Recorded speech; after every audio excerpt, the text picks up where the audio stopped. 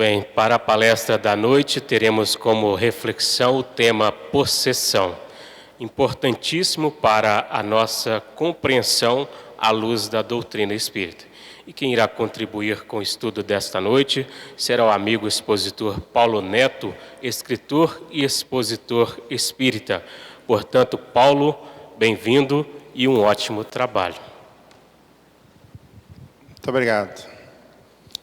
Primeiramente, vamos levar nosso pensamento alto, rogando a Jesus, nosso Mestre amado, que possa nos amparar, através dos Espíritos amigos que conduzem o destino dessa casa e deste trabalho, nos auxiliando para que a gente possa fazer uma boa exposição a nível de compreensão e de aproveitamento de todos nós aqui presentes.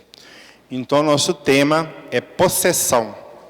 Bem no sentido literal, ou seja, a posse física do encarnado, ou seja, um desencarnado possuindo ou entrando, para ser bem redundante, no corpo de um encarnado. Nós trazemos como frase inicial uma fala de Jesus no Evangelho de Marcos, onde Jesus disse: espírito desse tipo só pode ser expulso pela oração. Nós vamos desenvolver alguns pontos, e esses pontos têm como objetivo o responder essas seguintes questões. Existe a possibilidade de um espírito se apoderar do corpo de uma pessoa? Seria o que se chama de possessão? Pode-se encontrar alguma coisa sobre isso nas obras da codificação?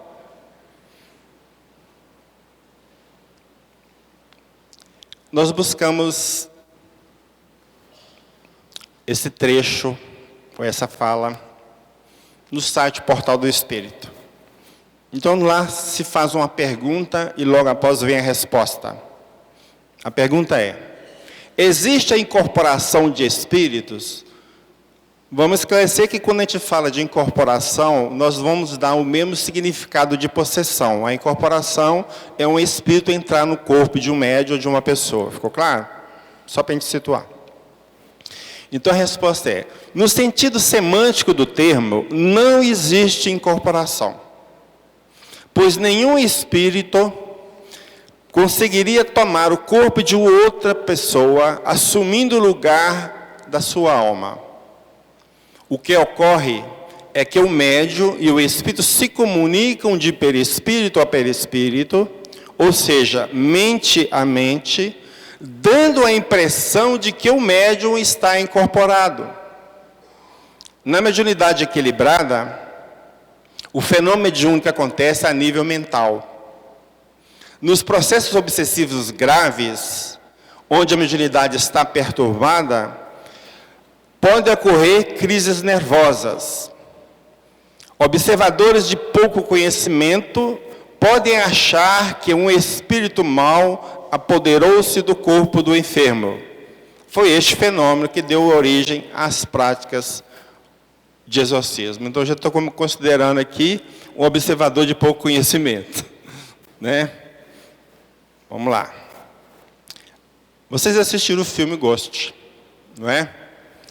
Então, o filme Ghost tem um momento hilárico, inclusive, né, de uma incorporação, que, segundo o dicionário Aurélio, seria a tomada do corpo do médium por um guia ou espírito. Descida, um transe mediúnico. Então, aqui nós vamos ter sequência de imagens que vai dar aquela ideia do espírito entrando no corpo da médium, ok? Aqui ela já começou, está toda incorporada. Ok? Bom, no programa Transição de outubro de 2008, pela Rede TV, o Divaldo Franco, falando do tema mediunidade, ele faz uma referência a este momento deste filme, Ghost. Então o Divaldo diz o seguinte: gostaria de fazer um pequeno adendo. É que, posteriormente, nas comunicações, tem a impressão de que o desencarnado entrava no corpo da médium para poder comunicar-se. Essa informação não é verdadeira. Embora o filme seja muito bem elaborado, ele foge um pouco à técnica do fenômeno da mediunidade. Os fenômenos mediúnicos ocorrem através do perispírito do médium. O perispírito do desencarnado, o corpo astral, como normalmente é denominado, ao acoplar-se ao corpo astral do médium, ou perispírito, palavra cunhada por Allan Kardec, transmite as suas emoções, as suas sensações. Eu vou só reler de novo, porque com várias explicações que ele deu nesse pedaço aí, fica um pouco confuso. Então diz assim, resumindo. O perispírito do desencarnado, ao acoplar-se ao corpo astral do médium, transmite as suas emoções, as suas sensações, e através do direcionamento psíquico, comandando o chakra coronário e o chakra cerebral, a sede da consciência e a sede da superconsciência, transmite com naturalidade as informações. Foi um desses detalhes que no filme me chamou a atenção, dando a impressão que o espírito entra no médium conforme o líquido num vasilhame. Não é exatamente assim. No livro Desafios da Mediunidade, psicografia de Raul Teixeira, ditado pelo espírito Camilo, faça essa pergunta ao espírito Camilo. É correto falar-se em incorporação? A resposta, não se trata bem da questão de certo ou errado. Trata-se de uma utilização tradicional, uma vez que nenhum estudioso do espiritismo hoje em dia irá supor que um desencarnado possa penetrar o corpo de um médium, como se poderia admitir num passado não muito distante. Na Bíblia, nós encontramos várias passagens com o fenômeno de possessão. Nós vamos trazer um exemplo só. Então, Jesus, com os discípulos, desembarcam na região dos Gerasenos, estado do Mar da Galileia, e ao descer, aproxima dele um homem que era possuído por demônios. Ele não se vestia e morava nos túmulos, ou seja, morava no cemitério. Às vezes, os parentes, para protegê-lo, prendiam com a corrente, e ele, porém, arrebentava as correntes. Tudo bem, nós estamos falando de espíritos, aí vem o Paulo falar de demônio. O que tem a ver uma coisa com a outra? Não é isso? Então, vamos voltar ao texto com os destaques que nós fizemos. Vocês observam que no mesmo texto, se falando do mesmo personagem, uma hora fala demônio, outra hora fala espírito mau, e outra hora volta a usar o termo demônio. O que isso significa? Senão que os termos espírito mau e demônio são sinônimos. Então significa que toda vez que a gente vê na Bíblia a palavra demônio, nós vamos entender como espírito mau. Ficou claro? Bom, o homem começou a gritar, entenda-se, o espírito agindo sobre o corpo do médium fez ele gritar. E aí que seria a possessão. O pessoal, os parentes prendiam com corrente e soltavam. Então aí a gente observa uma força descomunal que esse homem adquiria a ponto de arrebentar correntes. E foi aí que começou o meu questionamento. Será que uma coisa mental vai produzir uma força descomunal dessa para arrebentar correntes? Bom, vamos inicialmente ver em duas obras da codificação como é tratado. Primeiro nós vamos ver no Livro dos Espíritos, depois, posteriormente, no Livro dos Médiuns. Livro dos Espíritos, na questão 473. Kardec pergunta aos Espíritos, pode um Espírito tomar temporariamente o invólucro corporal de uma pessoa viva? Isto é, introduzir-se num corpo animado e obrar em lugar do outro que se acha encarnado neste corpo? A resposta dos Espíritos.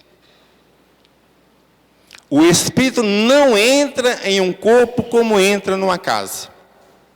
Identifica-se com um Espírito encarnado, cujos defeitos e qualidades sejam os mesmos que os seus, a fim de obrar conjuntamente com ele. Mas o encarnado é sempre quem atua, conforme quer sobre a matéria de que se acha revestido, ou seja, sobre o seu corpo. O espírito não pode substituir-se ao que está encarnado. Por isso que este terá que permanecer ligado ao seu corpo até o termo fixado para a sua existência material. Livro dos Médiuns, capítulo 23, item 241. Dava-se antigamente o nome de possessão ao domínio exercido pelos espíritos maus, quando a influência deles ia até a aberração das faculdades da vítima. A possessão seria para nós sinônimo de subjugação. Deixamos de adotar este termo, ou seja, o termo possessão, porque implica igualmente a ideia de apoderamento de um corpo, de um espírito estranho, de uma espécie de coabitação, quando na verdade só existe constrangimento. A palavra subjugação exprime perfeitamente a ideia. Assim, para nós, ou seja, para Kardec, não há possessos no sentido vulgar do termo. Há somente obsediados, subjugados e fascinados. Já vi que o Roberto, você não está entendendo nada. Esse cara vai falar de possessão e só falou quanto até agora, meu. Não é isso? Eu vi na sua cara que é isso. Veja bem, nós vamos fazer um questionamento. Será que essa posição, que nós lemos no Livro dos Espíritos e Livro dos Médiuns, foi mantida até o final da codificação espírita? É o que nós vamos ver. Vamos lá. Mas antes de a gente avançar um pouquinho, nós temos que deixar bem claro uma coisa que Kardec falou, que a maioria de nós não tem notícia. Nós tratamos as obras espíritas como se tivessem ponto final. Então vamos ver em relação ao que Kardec disse de O Livro dos Espíritos. Ele diz o seguinte: o Livro dos Espíritos não é um tratado completo do Espiritismo.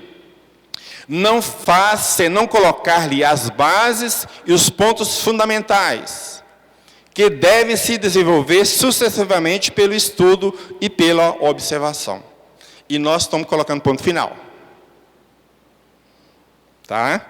Os pontos fundamentais. O que seriam os pontos fundamentais? Por exemplo, mediunidade, influência dos espíritos na nossa vida, pluralidade dos mundos habitados. Ok? Seria mais ou menos esses 15 princípios. Isso não muda, não tem como mudar. Mas os detalhes disso mudam. Com o tempo, com a experiência e com o estudo. Foi o que ele falou. E agora uma coisa interessante. Não sei se vocês perceberam isso também, depois de muito tempo que eu consegui perceber isso. A segunda edição do Livro dos Espíritos foi publicada em 18 de março de 1860, que é a tradução que a gente tem hoje das 1019 perguntas, quando na verdade é 1018, porque pulou um. Né?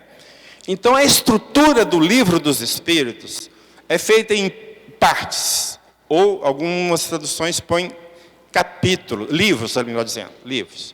Então a primeira parte do Livro dos Espíritos trata das causas primeiras. A segunda parte trata do mundo espírita ou mundo dos espíritos. A terceira parte vai falar das leis morais. A quarta e última parte vai falar das esperanças e das consolações. E a coisa mais fantástica que eu descobri com o tempo foi isso aqui. Cada parte virou um livro. Cada parte foi detalhada em um livro. Então, quando eu falo em Livro dos Espíritos, eu estou falando, na verdade, de um conjunto de livros. São 5 livros, que não podem ser lidos isoladamente, tem que ler em conjunto. Para você entender o Livro dos Espíritos, tem que ler todos. Deu para entender? Então, se você está falando que o Livro dos Espíritos não põe ponto final, então os outros também não têm ponto final. Ok? Bom, Livro dos Médiuns, que foi publicado em janeiro do ano de 1861. Então, Kardec, neste livro, sugere uma ordem dos livros que nós devemos ler, ou as pessoas que se interessam em conhecer a doutrina espírita. Então, ele diz que o primeiro livro a ser lido é o que é o Espiritismo, que é uma surpresa para a maioria de nós. Eu mesmo recomendava ler o Livro dos Espíritos. Então, e as pessoas me davam retorno: ô livrinho chato, aquele negócio de pergunta e resposta, não tem muita paciência. Aí é que eu comecei a perceber que talvez sugerindo o que é o Espiritismo estava dando resultado. Aí eu falei assim, puxa, achei uma ideia genial. Até que eu topo com essa informação aí, eu fiquei com a cara no chão, né? Quer dizer, Kardec está falando, sou eu, né? O segundo, o livro dos médios, dos espíritos, o terceiro livro dos médios, e aí está a grande novidade para a grande parte de nós. Ele cita a Revista Espírita como um livro a ser lido.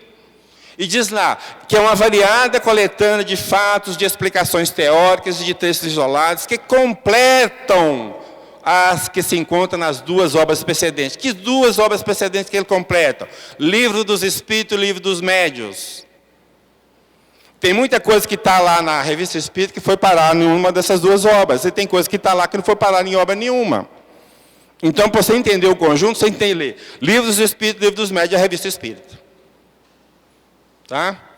E que representa, de certo modo, a sua aplicação.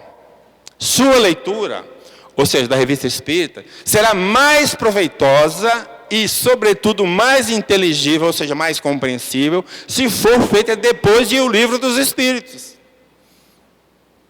Não é? Mas por que eu estou falando isso? Porque eu vou citar a Revista Espírita. Não é? Nós vamos citar alguma coisa da Revista Espírita.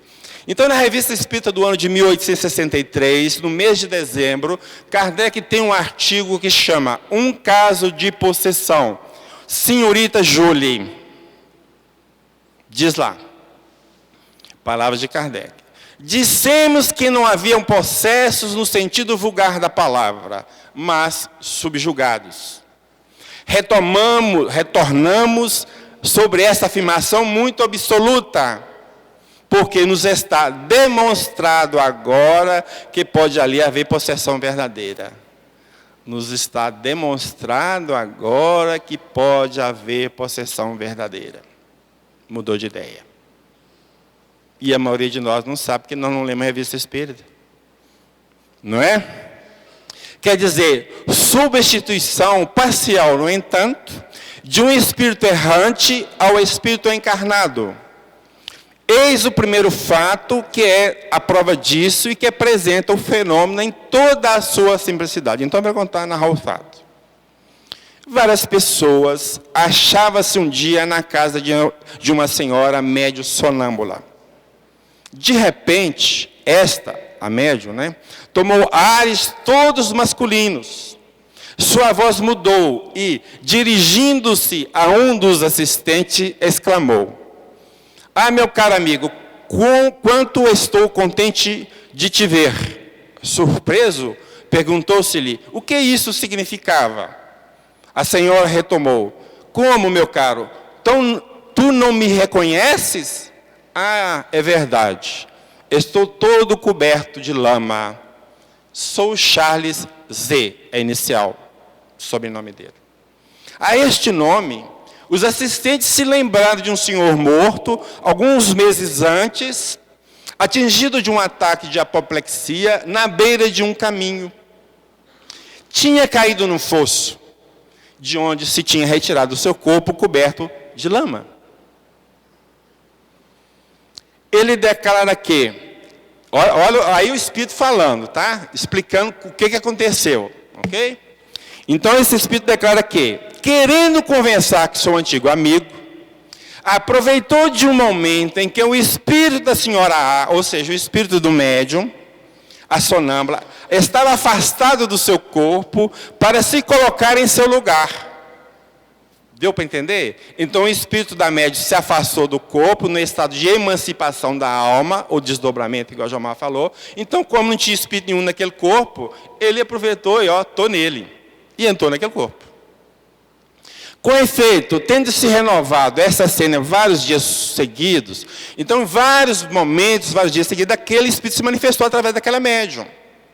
A senhora A, que era sonâmbula, tomava cada vez as poses e as maneiras habituais do senhor Charles.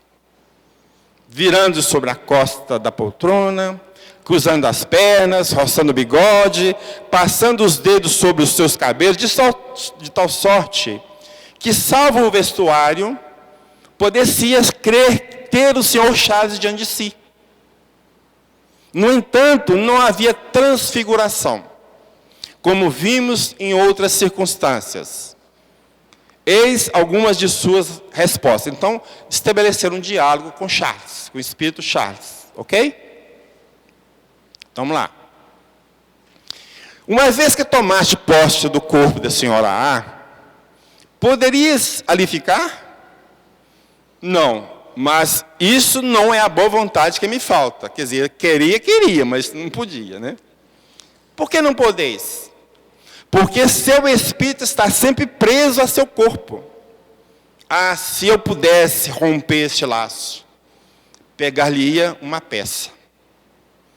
Que fez durante esse tempo o espírito da senhora A? Ou seja, nesse tempo, o que o espírito do médium fez? Estava lá, ao lado, me olhando e ria de ver-me neste vestuário. Quer dizer, um homem no corpo de mulher, ele ficava rindo. Espírito da médium. Aí Kardec comenta. A possessão é aqui evidente, resulta melhor dos detalhes, que seriam muito longos reportar. Então, estão muitos detalhes que fez Kardec chegar a essa conclusão de que é a possessão. Ele falou assim, é muita coisa para colocar aqui, então não interessa, vamos resumir. Mas é uma possessão inocente e sem inconveniente. Não ocorre o mesmo quando ela é o fato de um espírito mau e mal intencionado. Pode então ter consequências tanto mais graves quando esses espíritos sejam tenazes. Lembra do processo lá no cemitério? Frequentemente, muito difícil livrar deles do paciente de qual fazem sua vítima. Então, afastar aquele espírito não é fácil. Geralmente movidos por vingança. Então, aí que a coisa complica mais ainda.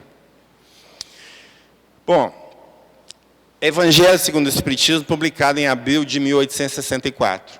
Então, tem uma passagem que Kardec vai comentar, a reconciliação com os adversários, e lá nós vamos ler o que fala.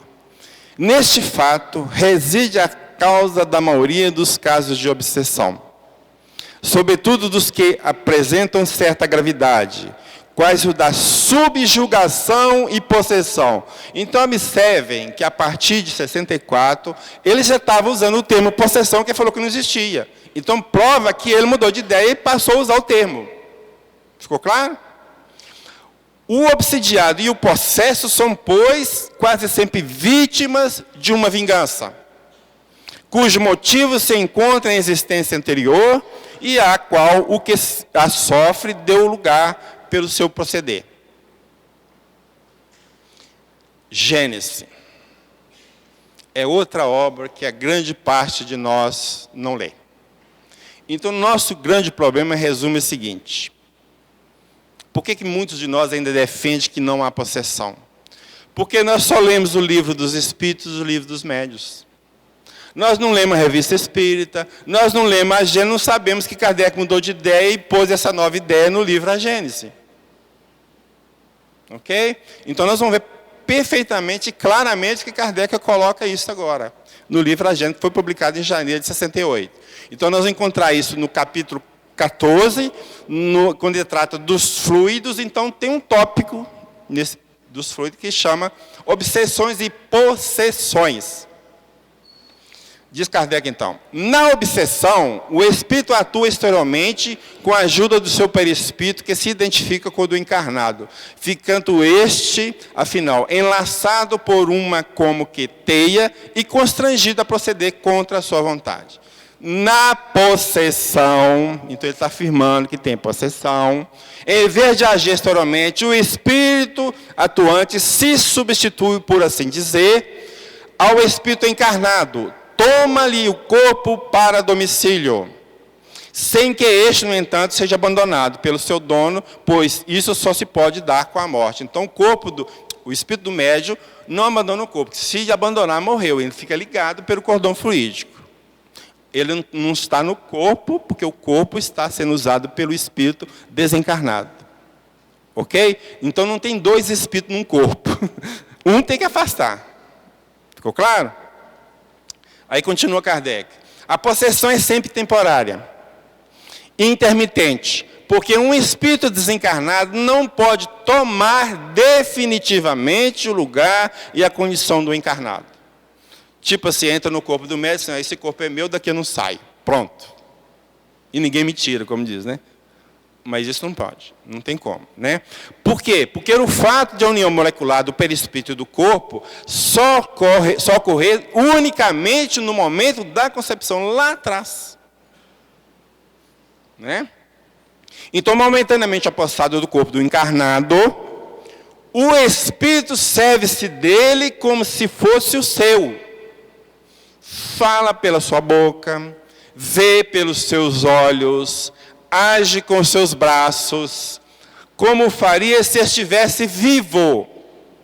Não é como na mediunidade falante, ele está se referindo à psicofonia, em que o espírito encarnado fala transmitindo o pensamento do desencarnado. Embora na psicofonia pode também ocorrer, em alguns casos, dependendo do médium, a também incorporação. Tá? Um pouquinho lá na frente nós vamos ver isso aí. Então, no caso da possessão, é o obsessor mesmo que fala e atua. Quem o tenha conhecido em vida, reconhece o seu jeito de falar, a sua voz, os seus gestos e até a expressão de sua fisionomia. Fica claro? Resumindo.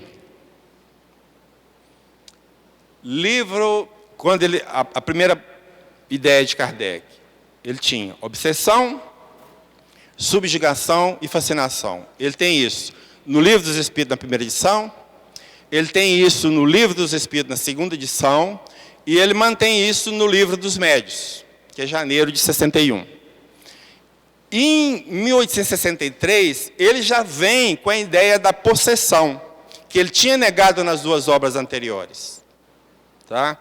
E, em 64, ele registra o termo possessão, junto com subjugação, em um Evangelho segundo o Espiritismo, em dois locais. No capítulo 10 e no capítulo 28. E somente em a Gênese é que vem abraçar todas as ideias em conjunto. Então, a partir de janeiro de 68, já tem a obra Gênese registrada todo esse processo de evolução de Kardec dentro do conceito de possessão. Então, nós vamos encontrar no capítulo 14, dos itens 47 a 49, para quem quiser conferir. Ok?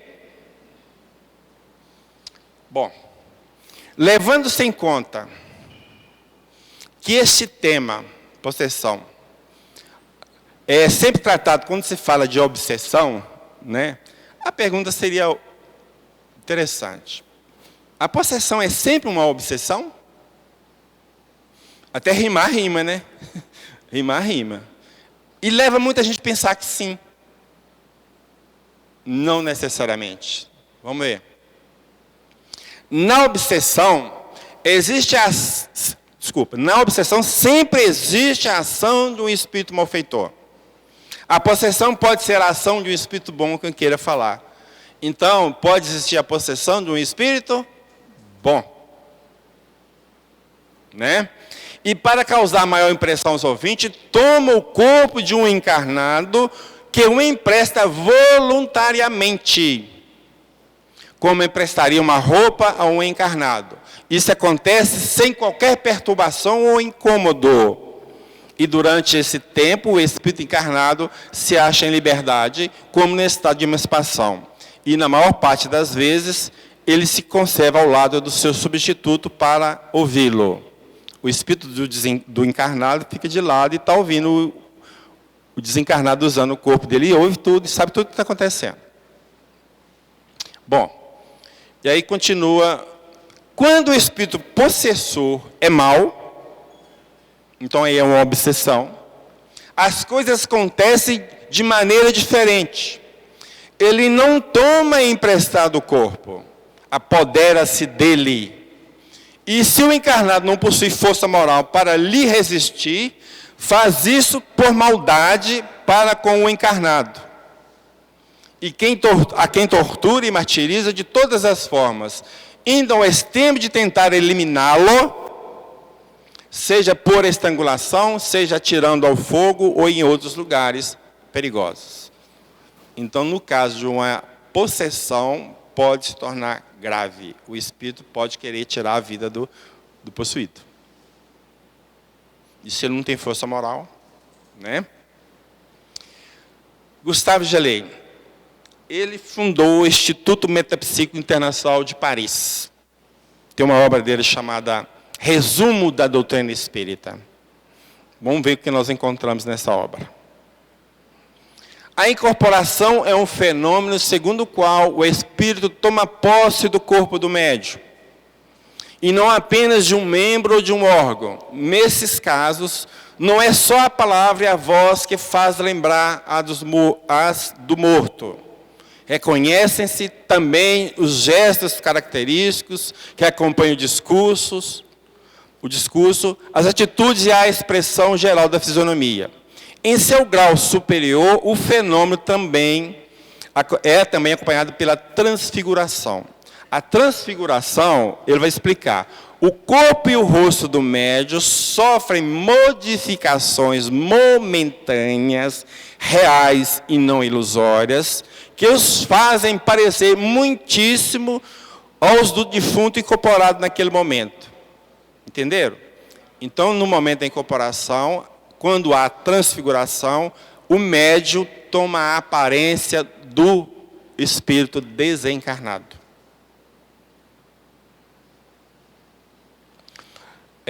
Este fenômeno, que ele fala da transfiguração, embora pouco frequente, parece ser um dos mais impressionantes. E realmente deve ser, né? Né? Com certeza. Então, vocês observam o seguinte, eu falei das obras da codificação, eu estou entrando em obras doutrinárias fora da codificação para sustentar essa ideia. Vocês perceberam isso? Porque essa que é a intenção, mostrar que está fora da codificação, nós podemos encontrar estudiosos, principalmente do início lá da codificação, que aceitaram essa ideia de uma forma tranquila, sem problema nenhum. O outro que nós vamos citar é Leon Denis. O Leon Denis tem no livro No Invisível, então nós vamos ver alguma coisa. O estado de transe é esse grau de sono magnético que permite ao espírito, ao corpo fluídico, exteriorizar-se, desprender-se do corpo carnal. Então, quando a pessoa entra no sono magnético, ou em transe, que seria o sonambulismo, o perispírito sai do corpo físico, é isso que ele está falando, né? E a alma volta a viver, então nessa situação, a alma volta a viver por um instante sua vida livre e independente. A separação, todavia, nunca é completa. A separação absoluta seria a morte. No transe, o médium fala, move-se, escreve automaticamente. Desses atos, porém, nenhuma lembrança conserva ao despertar. No corpo do médium, momentaneamente abandonado, pode dar uma substituição do espírito. É o fenômeno das incorporações. O que ele está falando de substituição? O espírito do médium sai do corpo e o espírito desencarnado assume aquele corpo para usá-lo, para dar a sua mensagem. A alma de um desencarnado, mesmo a alma de um vivo adormecido, pode tomar o lugar do médium e servir-se do seu organismo material, para se comunicar pela palavra e pelo gesto com as pessoas presentes. A novidade aí, talvez, seria a alma de um vivo adormecido. Melhor dizendo, na Revista Espírita, existem várias experiências de evocação de espíritos de pessoas vivas. E as pessoas vivas se manifestaram em reuniões mediúnicas. No momento em que elas se manifestaram, o corpo físico estava dormindo. Essa é a única condição para que isso ocorra. O corpo tem que estar dormindo ou em estado de êxtase, senão não há como emancipar e se manifestar em outro local. Estou falando do espírito de uma pessoa viva. Ok? Bom, continuando Leon Denis. Ao despertar, o espírito do médium perde toda a consciência das impressões recebidas no sentido de liberdade. Do mesmo modo que não guardará o menor conhecimento do papel que o seu corpo tem desempenhado durante o transe. Ou seja, quando naquele momento de incorporação, embora no mundo espiritual, o espírito vê tudo o que acontece, quando ele volta para o corpo, como não foi registrado na mente física dele, ele não lembra de nada. Se perguntar o que aconteceu, eu não sei. O que você falou? Não sei. Ele não sabe de nada. Porque não foi registrado na mente física, deu para entender? Né? Foi igualzinho a caso do sonho, da pergunta do sonho aqui. Fica a mesma coisa, né? Então, o sentido psíquico de que por um momento havia readquirido a posse, se extingue de novo. A matéria estende o seu manto, a noite se produz, toda a recordação se desvanece. O médium desperta num estado de perturbação que lentamente se dissipa. Então, ele fica meio assim e tal, dissipa, e sem lembrar de absolutamente nada que aconteceu naquele período da incorporação. Caibar Schutel é um divulgador da doutrina espírita de primeira linha, né? Lá de Matão. Então ele diz, no livro, Médios e Mediunidade. Na mediunidade falante, verificam-se também casos de incorporação. Mediunidade falante é a psicofonia. Lembra que eu falei que tinha? Então, quem está confirmando a nossa fala é Caibar Schutel. Então, eu falo só, na mediunidade falante, ou seja, na psicofonia, verifica-se também casos de incorporação. O espírito do médium se afasta um tanto do seu organismo, vamos dizer assim, do organismo físico, para ficar redundante, para dar lugar a outro espírito o desencarnado, que se utiliza do seu corpo. Nesse caso, há sempre inconsciência do médium. Então, hoje, me leva a crer que todos os médios que são inconscientes é porque existe incorporação ou possessão. Qualquer nome que queira dar. Né? Ok? Dr. Hernando Guimarães Andrade, também um pesquisador. Esse aqui nós vamos sentar só um gráfico dele para mostrar que é outro que defendia essa ideia de incorporação. Então, no livro O Espírito, Perispírito e Alma, ele vai explicar os fenômenos da incorporação mediúnica com um gráfico, né?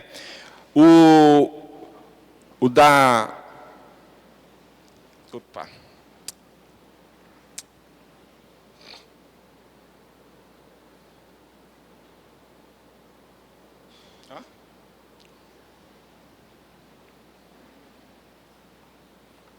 Qual que é o da luz? Qual do meio? É o do meio? Ou de cima? O da luz é o do meio ou de cima? Bom, deixa eu falar. O da direita, o da esquerda lá, que é a representação do encarnado, é aqui do desencarnado. Então sai o espírito, e o espírito da parte dele, do perispírito, vai e acopla na sequência. E aí que é o fenômeno da incorporação, a parte do meio. Isso é a representação gráfica que ele fez, só para a gente entender um pouquinho. Ok? Bom, quando eu mudei a ideia que eu tinha a respeito da possessão, então, eu comecei a pesquisar mais profundamente, com mais cuidado, né, para ver se a gente encontrava isso em mais outras obras. E a minha surpresa é que eu comecei a encontrar várias situações nas obras de André Luiz, que eu já tinha passado por cima muitas vezes e não vi nada. Então, nós temos no livro aqui, Nos Domínios da Mediunidade. Vamos lá. Então, vai falar o seguinte. Notamos que Eugênia Alma, isso é a médium, afastou-se do corpo, mantendo-se junto dele a distância de alguns centímetros, enquanto que, amparado pelos amigos que o assistiam, o visitante senta-se rente, inclinando-se sob equipamento mediúnico, ou seja, com o corpo físico, ao qual se justapunha, a maneira de alguém debruçar-se numa janela. Justapunha. Eita. Seria unir, colocar junto, né? Então, lá, nestes trabalhos, o médium nunca se mantém a longa distância do corpo. Então, no momento da incorporação, o espírito do médium está sempre ali por perto. Essa que é a ideia que está passando aqui no livro, Nos Domínios da Mediunidade. Um pouquinho mais lá na frente, vai falar agora da médium Dona Celina. Dona Celina, no mesmo livro. A médium desvencilhou-se do corpo físico, como alguém que se entrega a sono profundo, e conduziu a aura brilhante de que coroava. Quando ele diz aura brilhante, a impressão que eu tenho é que ele está dizendo que a Dona Celina é um espírito de evolução. Porque quanto mais evoluídos formos, mais a nossa aura é brilhante. né? Tem relação direta.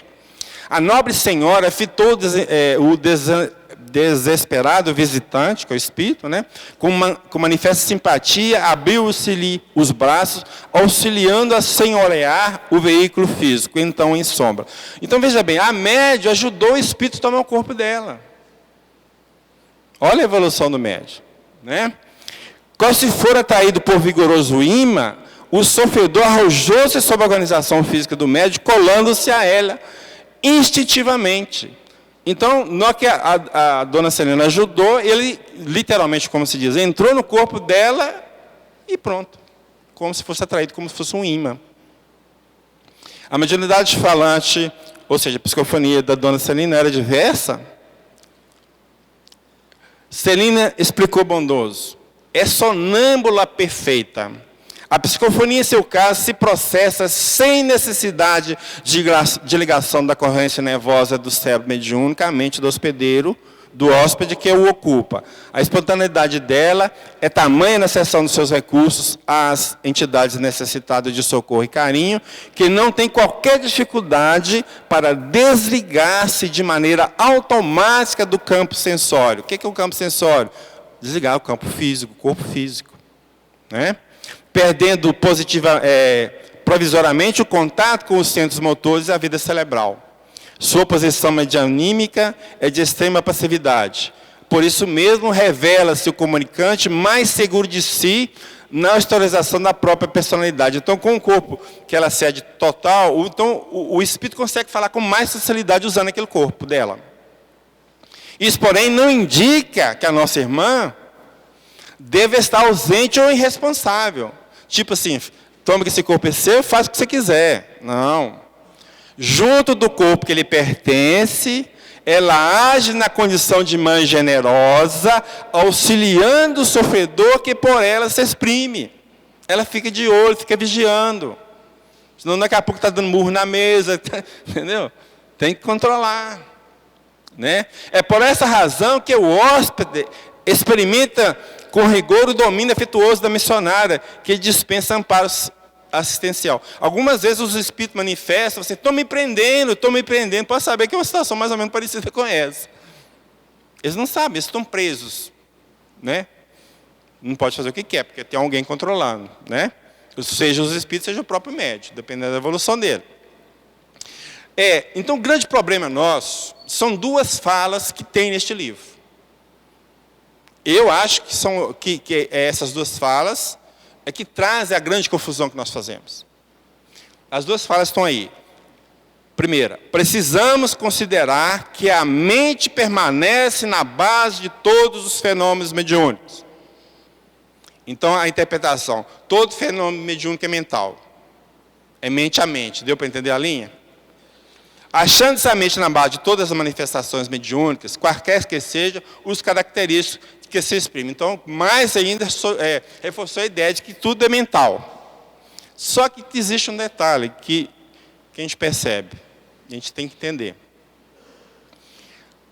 Produzido pela mente. Então, a mente é a base. Todos os fenômenos mediúnicos são produzidos pela mente. Todos. De efeitos físicos, de efeitos intelectuais. É a mente que produz. Agora, mente a mente, o que seria mente a mente? É isso aqui. É transmissão de pensamento. Seria telepatia. E não são todos fenômenos mediúnicos que são desse jeito. Tem alguns que sim, mas não todos. Perceberam a diferença? Ela é sutil. E se a gente, numa coisa, vai pensar que tudo é mental, que não está na possessão, porque a comunicação é mental. Não. Ficou claro? Bom, vamos lá. Livro Missionários da Luz, capítulo 16. Qual o título? Incorporação. Ué, mas como que não tem? Está lá. O próprio título do livro. Só que antigamente, quando você falava em incorporação, você designava os médios psicofônicos, de uma forma geral. E parece que houve vamos dizer, um combate a esse termo. Por quê? Porque nos centros de Umbanda, eles falam que os espíritos incorporam. Não sei se vocês já viram isso. Lá todo mundo fala, o cara está incorporado. né? Então, para não misturar o espiritismo com Umbanda, então parece que o termo incorporação começou a ser proibido, entre aspas, dentro da doutrina espírita. Por isso que se perdeu no tempo. Mas quando eu estou falando de incorporação aqui, eu estou falando de incorporação no sentido de possessão. Ficou claro? Ou seja, o espírito desencarnado, para ser redundante, possuir ou usar temporariamente o corpo do médium. Ok? Então vamos ver um trecho do livro. Enquanto Alexandre ouvia em silêncio, o simpático colaborador prosseguiu depois de ligeira pausa. Este marismo recebia a devida autorização para trazê-lo. Poderia incorporar-se na organização mediúnica de nossa irmã Otávia e fazer-se ouvir de algum modo diante dos amigos e familiares. Ouça, aí dirigindo direto para o espírito desencarnado. Ouça, porém, meu amigo, tornou Alexandre sereno e enérgico. É indispensável que você medite sobre o acontecimento. Lembre-se de que você vai utilizar um aparelho neuromuscular que não lhe pertence. Ou seja, você vai usar um corpo que não é o seu. Tome cuidado. Haja direito. Nossa amiga Otávia servirá de intermediária. No entanto, você não deve desconhecer as dificuldades de um médium para satisfazer as particularidades técnicas de identificação dos comunicantes, diante das exigências dos nossos irmãos desencarnados. Compreende bem? Nós, encarnados, quando existem as manifestações, nós queremos provas que aquele espírito é o nosso parente. Então, essas exigências colocam uma certa dificuldade quem está manifestando. Deu para entender? É isso que ele está falando. Terminada a oração e levada a efeito o equilíbrio vibratório do ambiente, com a cooperação de numerosos servidores do nosso plano, Otávia foi cuidadosamente afastada do veículo físico em sentido parcial. Aproximou-se Dionísio, que também parcialmente começou a utilizar-se das possibilidades dela.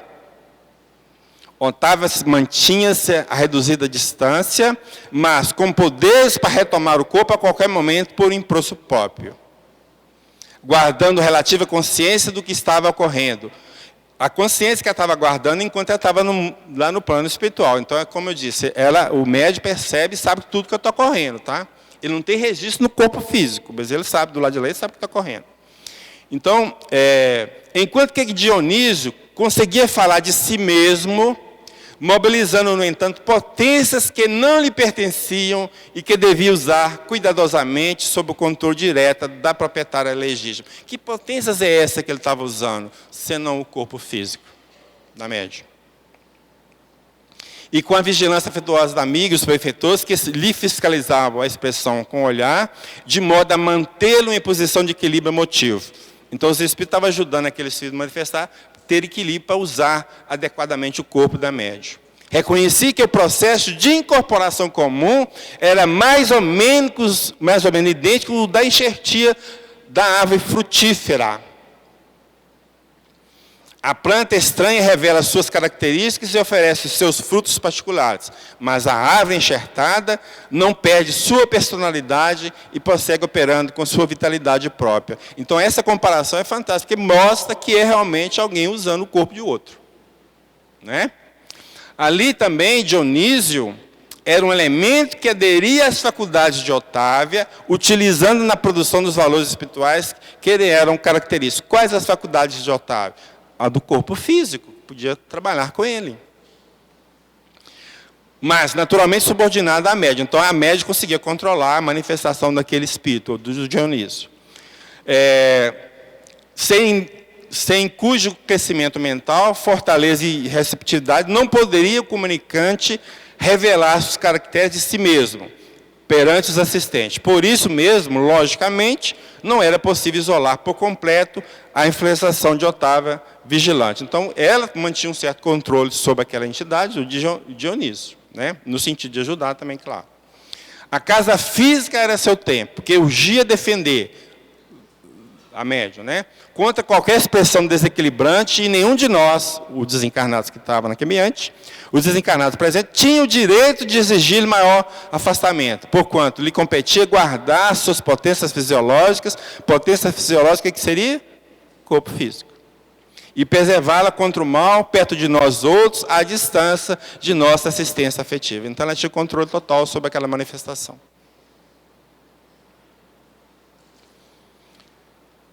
Federação Espírita de Estado de São Paulo publicou uma obra, Curso de Educação Mediúnica, das aulas que foram ministradas lá na instituição e que tinha coordenação da área de ensino. Então ela vai falar justamente daquela passagem da Gênesis, do capítulo 14, itens 45 a 49, e vamos ver o seguinte, o resumo. Em síntese, pode dizer que na obsessão o espírito atua exteriormente por meio do seu perispírito, e na possessão faz domicílio no corpo do encarnado, que cede seu corpo voluntariamente, como no caso da senhorita Julie, lembra a Revista Espírita? Ou involuntariamente, quando o possessor é um espírito mau, ao qual o possesso não tem força moral para resistir. Isso é um resumo do que estava lá no livro na Gênesis. Né? União Espírita Mineira tem um opúsculo, um livrinho pequeno, chamado Mediunidade, que da série Evangelho e Espiritismo. Então, pergunta. Qual a condição do médium na psicofonia consciente, na semiconsciente e na inconsciente? Na psicofonia consciente, o espírito comunicante transmite telepaticamente, às vezes à distância, as suas ideias ao médium, que as retrata com as suas próprias palavras. Então aqui é mente a mente, no sentido de telepatia. Tá? Na semiconsciente, o espírito comunicante, através do perispírito do médium, entra em contato com este, atuando sob o campo da fala e dos centros motores. Então aqui nós podíamos dizer que seria uma incorporação parcial, só de um órgão, o da fala, por exemplo. Ok? Mas aqui o médium fica entre a consciência e não. E na inconsciente, afasta-se o espírito do médium do seu próprio corpo, que mais livremente é utilizado pelo comunicante. E por isso também é que eu comecei a entender que todos os casos de inconsciência, que o médium é inconsciente, tem a ver com a questão da emancipação da alma e a possessão, ou a incorporação. Quando há inteira confiança entre ambos, é como se o médium entregasse um instrumento valioso nas mãos de um artista emérito que o valoriza. Se o comunicante é rebelde ou perverso, o médium, embora afastado, age na condição de um enfermeiro vigilante a controlar o doente. Então tem como controlar a manifestação, sim. Né? Bom, aqui está a lista das obras que nós consultamos para montar esse trabalho.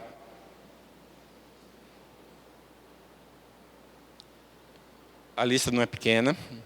Eu sempre gosto de colocar, como já falei aqui várias vezes, a fonte das imagens, de onde eu tirei as imagens. Pode ser que até que o link não tenha imagem mais, mas quando eu tirei estava lá.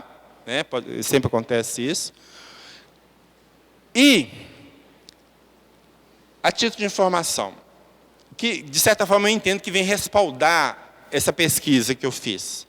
Este material, lá na sua versão inicial, lá nas primeiras versões, foi publicado na revista Espiritismo e Ciência em três partes.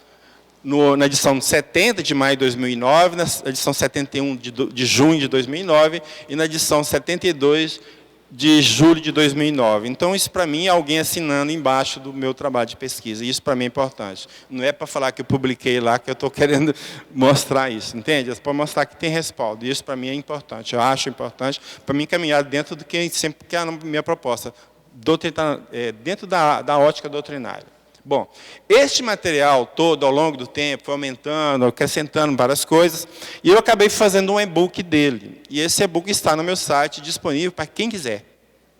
Tá? É só entrar no meu site lá, www.paulusnetos.net, E aí tem uma parte lá que chama e-book, uma categoria e-book. Você entra lá e está lá na lista.